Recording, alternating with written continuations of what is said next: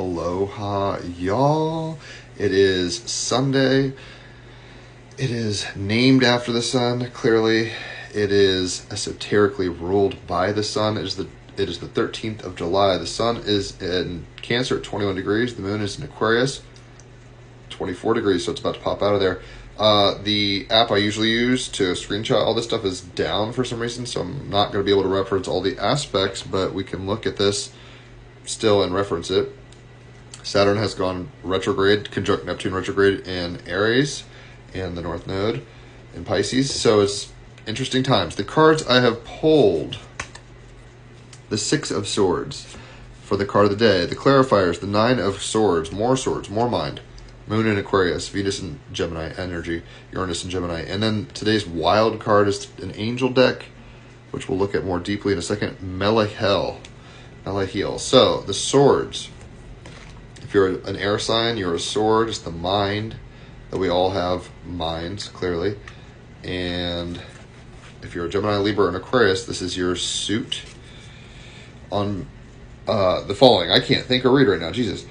Being aware of the energy of transition, leaving the familiar behind, moving forward, forgiving the past, and testing your abilities to gain self-knowledge. On page 132, the Six of Swords, I adventure into the great unknown. So much of our lives are spent trying to avoid change because to move away from what is familiar involves risk, even danger. The Sun and Jupiter in Cancer, Mars and Virgo are like, I want to play it safe. I want to know what's going on. It's got to make sense to me and feel good, like stable emotionally. Yet remaining where we are is not easy either. As philosopher Joseph Campbell wrote, we must let go of the life we have planned so as to accept the one that is waiting for us. Expectations are cool, but if we attach desire to outcomes too much, we don't actually live in the present moment. John Lennon said, life is what happens when you're busy making plans. The shadow of Mars and Virgo, overthinking and overplanning. The Six of Swords indicates it is time to venture across the unknown sea. Something is awaiting your arrival. The card depicts an Indian brave sailing his kayak on the great river of life. The water is golden with possibility. He has left his home because a journey has called him. He is willing to face potential dangers in the search for meaning and answers. He balances precariously, perched at the mouth of a waterfall, connecting to the vision before him of a spirit guide which breathes new life into his being. Shards of glowing rock appear to his right. Angelic patterning hover above him, messengers from a new land. Inertia, a tendency to do nothing or to remain unchanged, often sits at the helm of any changes we want to make in our lives. We get stuck in ruts. We just keep doing it how we've always done it. And then we are forced to evolve. It is hardwired biology trying to protect us from risk. Sun in Cancer, Jupiter in Cancer. Another ally of inertia is the false impression we need to feel good or positive about a change in order to move ahead. In fact, very often we are pushed by the sheer force of life circumstance. Pluto in retrograde, trining Uranus and Gemini. Saturn and Neptune conjunct retrograding, and the North Node conjunct in Aries and Pisces, respectively. But yeah, we don't have to feel good. It can be confusing, and we can still make moves. Many of the greatest works of art and literature have been sparked by the fire of turmoil or birthed from the dark womb of sadness. As I worked on several Starman tarot cards, I felt nothing short of a dreadful existential sadness, feeling completely artistically blocked and even physically ill. And yet those cards are among the most innovative and profound for me. And that's David D'Angelo speaking. He's been on my podcast. Shout out. They turned out to be powerful transition points, propelling me to move to more vivid, creative territories. They helped me ask deeper, richer questions. So I think that's what we're, experiencing right now. We're having to check our paths and be like, where am I going? Why am I doing it? Always is the case, but very much so astrologically right now. So being aware of the energy of transition, leaving the familiar behind, moving forward, forgiving the past, testing your ability to gain self-knowledge. What can you learn to change your game up? And the clarifier is the Nine of Swords, so still Gemini, Libra, and Aquarius vibes. The Nine of Swords on page 138, I perceive danger everywhere. I investigate, but this is about investigating your psychological turmoil, going within and figuring out why you believe and define things the way you do, questioning your fears, understanding where they come from, nightmares and illusions, and know you are not alone in this feeling. Everybody's got, oh my God, nukes are going to go off and we're going to die. It's like, just because we've seen it happen in Japan doesn't mean it's going to happen to anybody else.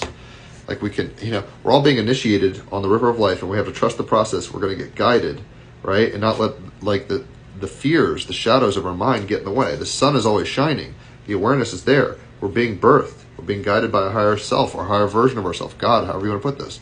But that doesn't mean there's not some deep digging psychologically that has to create maturity and growth and expansion. You can't stay in the womb forever. You have to be birthed, and then there's new births into every new present moment.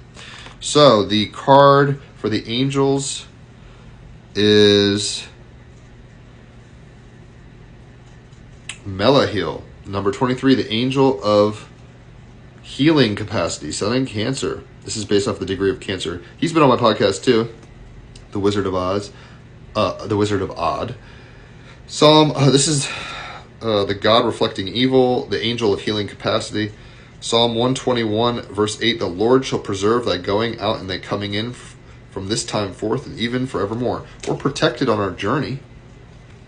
But and healing sometimes means you've got to do things, take medicine that's bitter, or put a cast on your arm that restricts you so you can heal it. It can mess with your head, and you can go, why me? Why me?